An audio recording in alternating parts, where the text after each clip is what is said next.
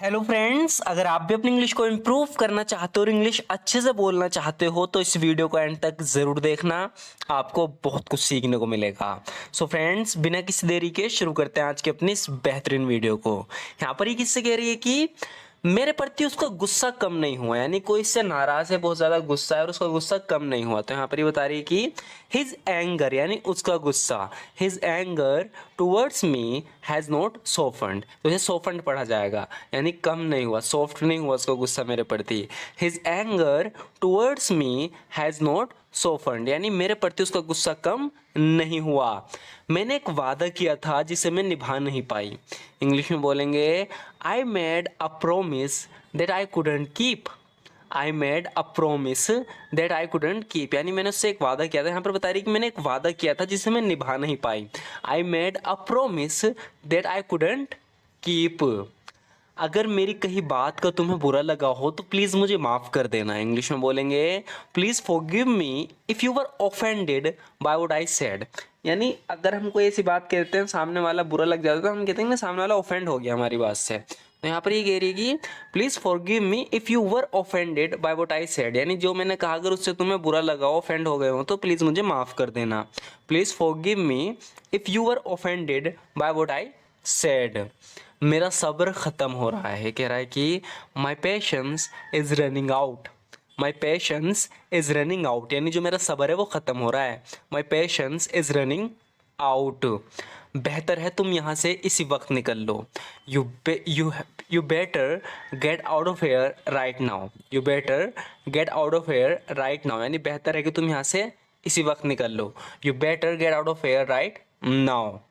मैं तुम्हारे सामने हाथ जोड़कर खड़ा हूँ। यहाँ पर ये कह रहा है कि I am standing before you. तुम्हारे सामने, यहाँ पर तुम्हारे सामने के लिए हमने बिफोर यू का यूज़ किया है।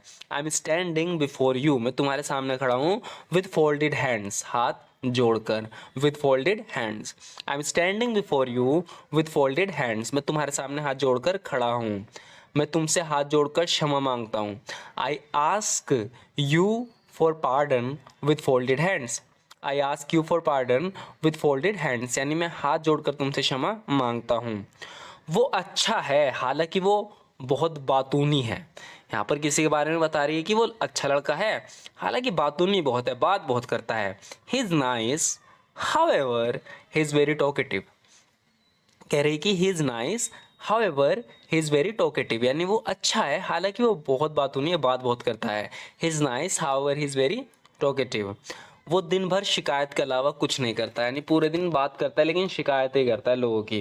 तो कह रही है कि ही डज नथिंग, यानी वो कुछ नहीं करता, but complain all day long, पूरे दिन शिकायतों के अलावा। तो यहाँ पर बट का यूज़ लेकिन के सेंस में नहीं होता, अलावा के सेंस में। He does nothing but complain all day long. He does nothing but complain all day long, वो दिन भर शिकायतों के अलावा कुछ नहीं करता। यहाँ पर ये किससे कह रही है कि मुझे यकीन नहीं हो रहा तुमने कैलिफोर्निया में काम करने का मौका गवा दिया, यानी इसे एक मौका मिला था कैलिफोर्निया में काम करने का, लेकिन इसने वो गवा दिया। जब भी हम मौके को गवा देते हैं, मैंने पहले बताया, इसके लिए हम यूज़ करते हैं पास अप फ्रेजल वर्ब का, इसका मतलब होता है गवा देना। तो कह रही है कि I can't believe you passed up the opportunity to work in California. I can't believe you passed up the opportunity to work in California, यानी मुझे यकीन नहीं हो रहा कि तुमने कैलिफोर्निया में काम करने का मौका गवा दिया। I can't believe you passed up the opportunity to work in California. मेरा मतलब ऐसा कौन करता है, I mean who does that. I mean who does that, मेरा मतलब ऐसा करता कौन है। I mean who does that. अगर मैं तुम्हारी जगह होती तो मैं ऐसा नहीं करती। जब भी हम कहते हैं कि अगर मैं तुम्हारी जगह होता या होती, तो इसके लिए इंग्लिश में बोलते हैं if I were you. If I were you, कह रही कि I wouldn't have done that, यानी मैंने ऐसा नहीं किया होता। इफ़ आई वर यू, अगर मैं तुम होती, यानी तुम्हारी जगह होती।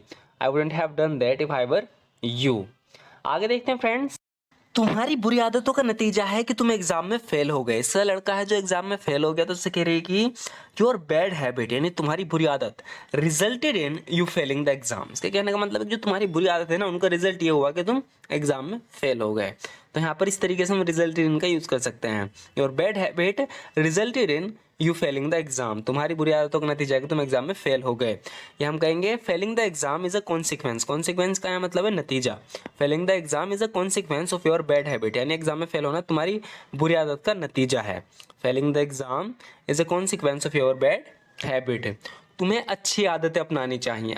आदतें अपनाना, इसके लिए हम यहाँ तो अडॉप्ट का यूज़ कर सकते हैं कि you should adopt good habit, you should adopt good habit, तुम्हें अच्छी आदत अपनानी चाहिए। हम बोलेंगे you should cultivate good habits, you should cultivate good habits. तो अच्छी आदतें अपनाना, इसके लिए हम कल्टिवेट का भी यूज़ करते हैं। You should cultivate good habits, तुम्हें अच्छी आदतें अपनानी चाहिए।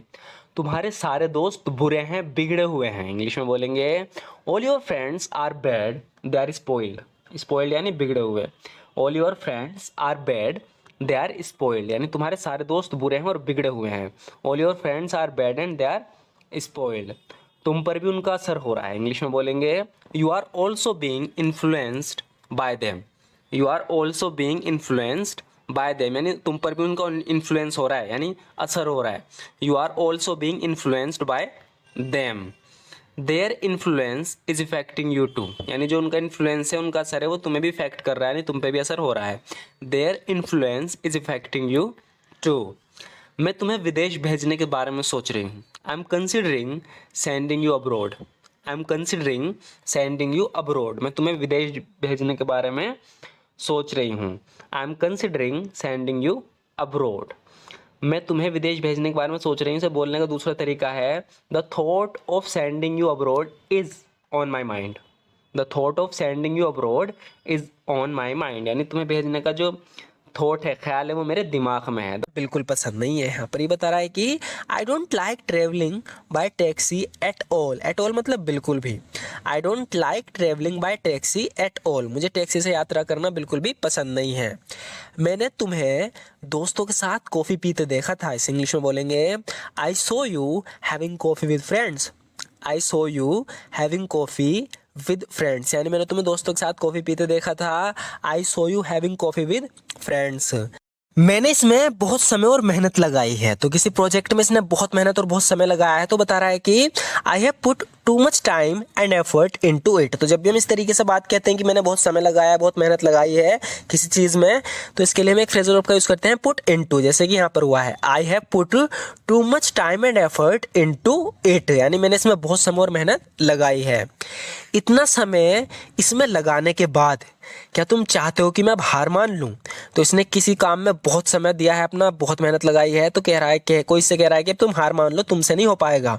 तो ये कह रही है कि do you want me to give up, do you want me to give up, तुम चाहते हो मैं हार मान लूँ now after all the time I have put into it. देखो यहाँ पर भी लगाने की बात चल रही है समय की, तो पुट इनटू का यूज होगा फ्रेजल वर्ब का। तो कह रही है कि do you want me to give up now after all the time I have put into this, इतना समय इसमें लगाने के बाद क्या तुम चाहते हो कि मैं हार मान लूँ?